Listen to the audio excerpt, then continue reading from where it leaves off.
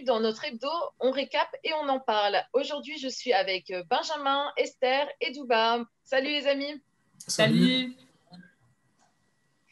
Alors, cette semaine, eh bien, on va récapituler et parler sur le thème de cette semaine qui est bien quand ça devient chaud, que faire? Donc, cette semaine, c'était pasteur Christian Fundou qui nous a partagé le message. Et donc, il a repris sur la base donc, de Jérémie chapitre 1 du verset 11 au verset 14. Et donc, pasteur Christian nous a vraiment rappelé qu'à travers les épreuves, à travers les difficultés que nous connaissons tous, eh bien, il faut vraiment faire confiance à Dieu et que Dieu est au contrôle de toutes choses et que Dieu sait exactement ce qu'il fait. Et que même au cœur du désert, même au cœur de l'épreuve, Dieu, il prenait soin de nous et il était présent dans nos vies, dans tout ce que nous vivions. Et donc, en fait, le pasteur Christian avait même repris l'image de l'amandier. Cet arbre, en fait, il fleurit donc en hiver. Et alors que tous les arbres sont morts, comme vous savez actuellement, par exemple, il peut y avoir la neige, etc. Et bien, en automne, tous les arbres, les feuilles tombent. Et en hiver, alors il n'y a même plus du tout de feuilles, même par terre sur le sol. Et lui, l'amandier, eh bien, il prend vie. Au moment où tout autour de lui, tout est mort, lui, il prend vie. C'est extraordinaire. Et donc, en fait, pasteur Christian voulait vraiment nous dire que quand on est en plein milieu d'un désert, quand on est quand tout est mort autour de nous, il y a la possibilité d'avoir la vie. Donc, il faut vraiment pas, il faut garder espoir et ne pas désespérer. Ensuite, pasteur Christian nous a vraiment parlé par rapport à l'histoire de Shadrach, Meshach et Abednego que l'on trouve dans Daniel chapitre 3 à partir du verset 16. Mais vous pouvez lire déjà tout le chapitre 3. Vraiment, c'est hyper intéressant de relire l'histoire. Et en fait, ces trois hommes, donc Shadrach, Meshach et Abednego, vont se retrouver face au roi qui veut à tout prix qu'il se prosterne devant lui. Mais ces trois hommes vont décider de rester intègres, de rester positionnés par rapport à ce qu'ils, de rester fidèles à Dieu, tout simplement. Et ils vont dire que nous ne prosternerons pas devant toi, nous ne prosternons que devant notre Dieu. Alors le roi a dit, eh bien, puisque c'est comme ça, si vous continuez et vous restez sur votre position, moi, je vais vous mettre dans une fournaise et vous allez mourir. Et pasteur Christian vraiment nous rappelait la bonne attitude que ces trois hommes ont eue. C'est-à-dire qu'en fait, ils se sont dit, on s'en fiche complètement, peu importe si tu nous menaces de mort ou pas, nous, si on doit mourir, on mourra. Et de toute façon, on sait que notre Dieu est capable de nous délivrer même de la fournaise ardente que tu veux nous y mettre. C'est pas grave, Dieu va nous délivrer. Et même s'il ne nous délivre pas, eh bien, c'est pas grave parce qu'on décide de lui faire confiance jusqu'au bout. Et donc, ces trois hommes vont nous donner un bel exemple de ce que c'est, c'est-à-dire ils sont au cœur d'une épreuve, au cœur de, on est même en train de les menacer, de les tuer, de mourir, et eux, ils restent fidèles et intègres à Dieu, parce que pasteur Christian nous a rappelé pourquoi ces hommes-là sont restés fidèles jusqu'au bout, parce qu'ils connaissaient Dieu, ils connaissaient leur Dieu, et ça, c'est très important. Et donc, d'ailleurs, pasteur Christian nous disait vraiment que c'était important de développer cette relation avec Dieu et d'apprendre à connaître Dieu de plus en plus. Puis, à la fin de l'histoire, eh bien, on voit ces trois hommes qui vont quand même être mis dans cette fournaise. Et là, le roi, contre toute attente, va dire, mais je ne comprends pas, j'en ai mis trois dans la fournaise, mais moi, je vois quatre hommes. Et le roi va reconnaître qu'un ange de l'Éternel est venu les délivrer. Et ces trois hommes, contre toute attente, vont ressortir de ce feu qui a été attisé 7 fois plus fort que d'habitude, et ils vont sortir vivants.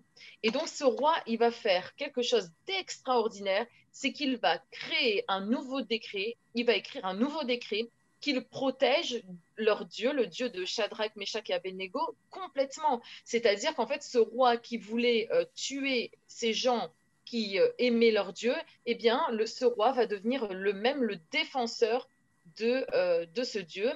Et pasteur Christian nous a fini par nous dire que nous rappeler en fait que il est vrai qu'avant la fournaise, les conditions la position de ces trois hommes avant la fournaise et leur position après la fournaise est complètement différente. C'est-à-dire qu'en plus, ils ont même été élevés. Non seulement ils étaient vivants, mais en plus, Dieu les a élevés et même ce roi, ce même roi qui voulait les tuer, les a élevés.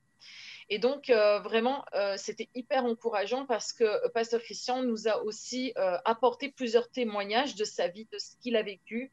Bien sûr, on a tous des épreuves. Et Pasteur Christian vraiment nous a dit que vous écoutez-la, écoutez vraiment cette vidéo parce que c'est hyper intéressant et réécoutez quand vraiment vous avez des doutes parce qu'il nous partage comment Dieu l'a sorti de toutes sortes d'épreuves et vraiment c'est très très encourageant. Donc maintenant, on va passer à la partie questions-réponses. Donc la première question est, alors, comment apprendre à connaître plus Dieu?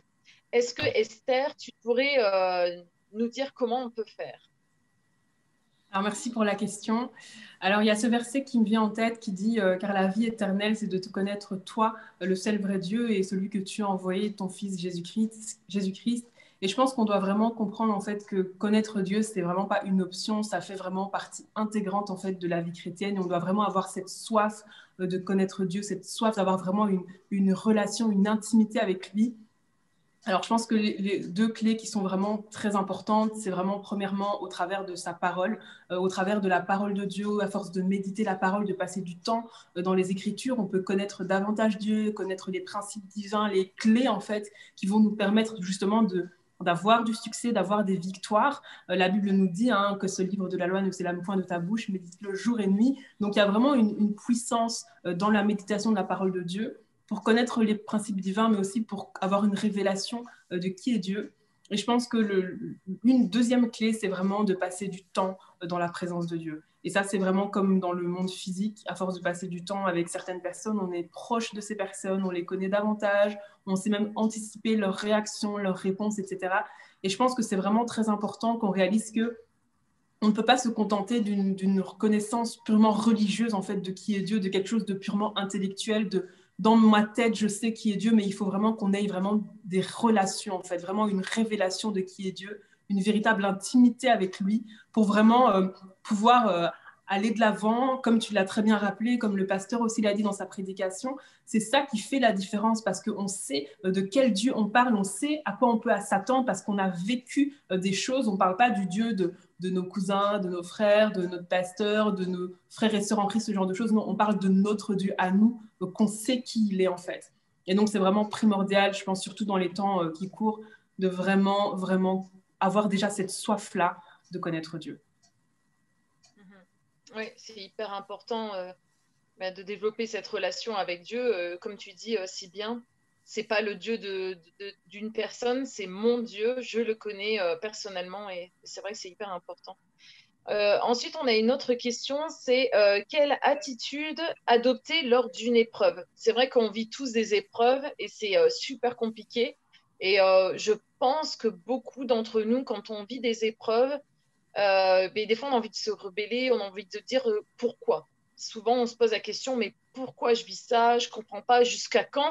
Parce que des fois, quand on est au cœur de l'épreuve ou quand on traverse un désert, on n'a qu'une seule envie, c'est que ça s'arrête. Et ben, franchement, c'est compliqué de bien se comporter ou d'être intègre comme ces trois hommes qu'on a vus dans la Bible. Et, est-ce que Benjamin, tu pourrais répondre donc à cette question? Donc, quelle attitude on pourrait adopter quand on est dans une épreuve, dans un désert, quoi? En fait,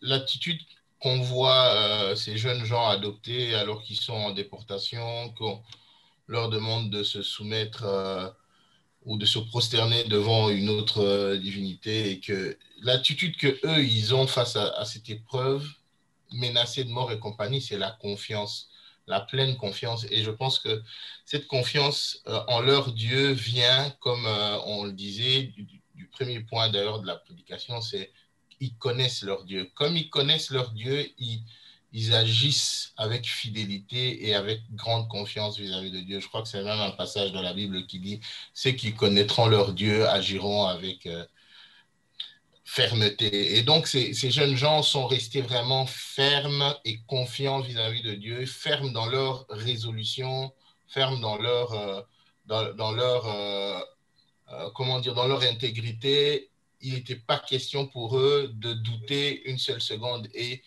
quelque chose qui me frappe aussi, c'est qu'ils disent, même si Dieu ne nous délivrera pas, on ne fera quand même pas ça. Donc, ils font confiance même à la souveraineté de Dieu, à quelque chose qui pourrait les dépasser, au fait. Quelque chose qui pourrait être au-dessus de ce que eux, donc ils font une confiance aveugle en Dieu, au fait. Et je crois que c'est vraiment une clé, traverser l'épreuve avec la confiance parce qu'on connaît son Dieu, quoi. C'est vraiment ça, ouais. Eh bien, on va passer à la dernière, parce qu'on n'a plus de questions pour aujourd'hui. Donc, on va passer à la dernière partie qui est l'idée phare. Est-ce que quelque chose vous a marqué le plus? Qu'est-ce qui vous a marqué le plus pendant ce message? Est-ce que vous voulez partager quelque chose? Je peux partager une idée. C'est vrai que c'est la fin d'une série. Donc, l'idée phare, moi, qui m'a vraiment, vraiment touché, c'était un peu le fil conducteur, c'est le fait de fleurir. Donc, la branche d'amandier qui fleurit. Et pour moi, c'est vraiment ce qui m'a touché, c'est le fait de dire que l'attitude à avoir, en fait, c'est fleurir. Fleurir veut dire s'engager en fait à produire des fruits dans l'adversité. Et c'est vrai que dans l'adversité, en fait, c'est peut-être pas le réflexe. Même dans la nature, on voit que les arbres, en fait, quand il fait froid, ils vont cacher leurs fleurs parce qu'ils n'ont pas envie que leurs fleurs gèlent. Parce que si les fleurs gèlent, les fruits ne produiront pas. Mais l'amandier, lui, malgré ce froid, en fait, il s'engage à produire des fruits. Et c'est ça c'est ça qui fait la différence. Et on voit que comment est-ce qu'il fait pour s'engager? C'est par la connaissance de Dieu. C'est tout ça qui lui donne la force, en fait, comme même Esther disait, connaître la parole de Dieu. On voit que Daniel, par exemple, lisait en fait le livre de Jérémie. Donc, il a lu le livre de Jérémie et il se rendait compte que dans le livre de Jérémie, on disait que les 70 ans de la captivité étaient terminés. Donc, c'était quelqu'un qui connaissait la parole de Dieu, qui a connu Dieu, et ça lui a permis de, malgré l'adversité, de s'engager à porter des fruits, en fait. Et voilà, moi, c'est ça pour moi l'idée phare de toute la série, et qui est revenu dans tous les messages. Pour moi, c'est vraiment ça qui m'a parlé. Oui. Ouais, c'est vraiment intéressant ce que tu dis. Et c'est vrai que finalement, le fait de porter des fruits, le fait d'être proche de Dieu, le fait de connaître Dieu et tout ça, ça ne dépend pas en fait de ce qu'on vit en fait. Hein. C'est pas censé dépendre de ce qu'on traverse, de nos circonstances, de nos épreuves. Ce sont des choses qu'on est censé faire en tout temps finalement. Donc c'est vrai qu'on doit être conscient de ça et se dire que peut-être que je vis des situations qui me déplaisent, où j'ai plein de questions, etc. Mais Dieu ne change pas par rapport à ses instructions. Je suis quand même censée porter du fruit. Je suis censée quand même être fidèle, etc. Donc non, c'est vraiment vrai. C'est vraiment vrai.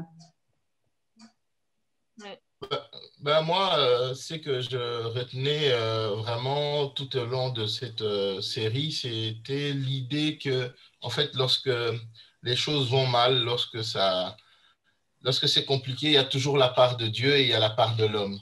Donc, Ndouba venait de dire ici, fleurir, c'est s'engager à porter du fruit. Et ça, c'est la part de l'homme. Et il y a la part de Dieu ici, par exemple, dans le numéro 5, dans la dernière prédication. Christian parlait dans son deuxième point du quatrième homme qui était déjà là en réalité, mais qui fait son apparition, qui se rend visible et qui agit parce que des hommes lui ont fait confiance. En fait, c'est vraiment cette idée que peu importe ce qui se passe, lorsque nous engageons à connaître Dieu, nous nous engageons à chercher Dieu. Et lorsque nous faisons confiance à ce Dieu-là parce que nous l'avons connu, parce que nous avons découvert qui il est et que nous faisons vraiment confiance à Dieu, Dieu répond toujours.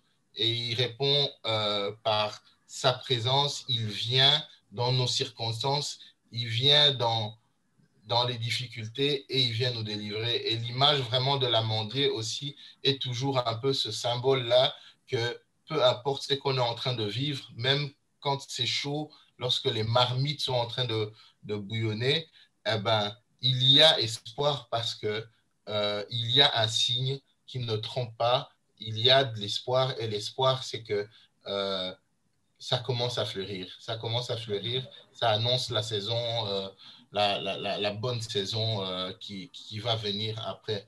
Donc, moi, c'est vraiment une idée phare que j'ai l'impression qu'il a traversé aussi toute cette série. Il y a la part de l'homme et il y a la part de Dieu. Voilà. Amen. Amen. Moi, mon idée phare, c'est quelque chose que le pasteur Christian a mentionné lors de la prédication. C'est qu'il expliquait en fait à quel point, par exemple, Daniel était prêt à tout perdre. Et il a aussi parlé des premiers chrétiens de l'Église primitive, à quel point ils étaient vraiment dans une attitude où ils étaient toujours prêts à tout perdre en fait. Et c'est vrai que finalement, c'est ça aussi la vie chrétienne, c'est de renoncer à soi-même, c'est d'être prêt à tout pour justement vivre ce que Dieu a prévu pour nous.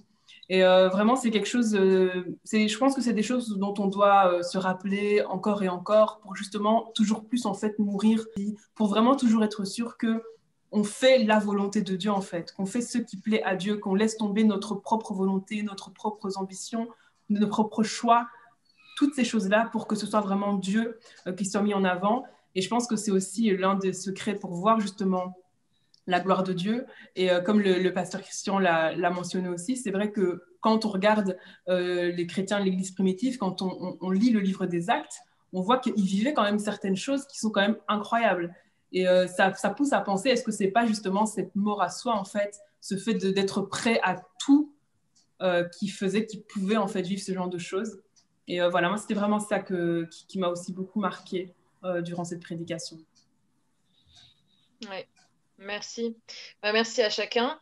Avant de nous quitter, est-ce que Esther, tu voudrais justement prier pour toutes ces personnes qui vivent des épreuves justement et bien qui voudraient rester intègres, qui voudraient rester fidèles et que Dieu leur donne leur force et surtout qu'ils gardent confiance en Dieu malgré tout ce qu'on peut voir, même si c'est mort autour de nous, même si on voit rien fleurir, que l'on garde confiance en Dieu. Est-ce que tu peux prier pour toutes ces personnes?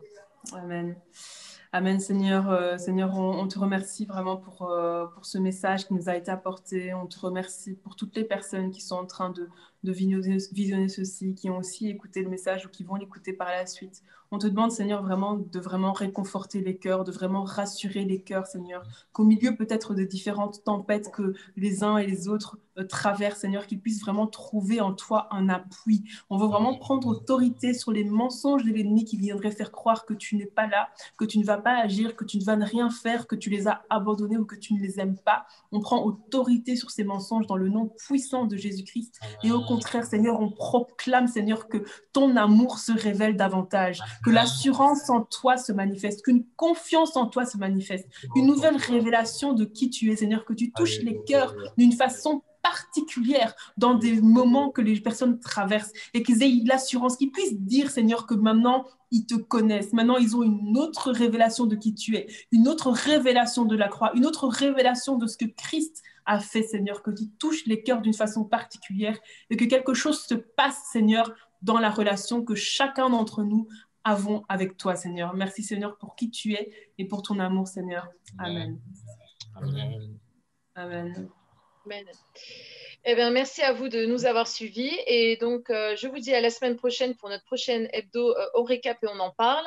En attendant, vous pouvez liker et vous inscrire et partager si vous voulez. Et n'oubliez pas donc d'aller revoir aussi la prédication du pasteur et liker et partager à volonté. Et donc, on vous dit tous d'ailleurs, à la semaine prochaine. À la semaine prochaine. Bye. Bye.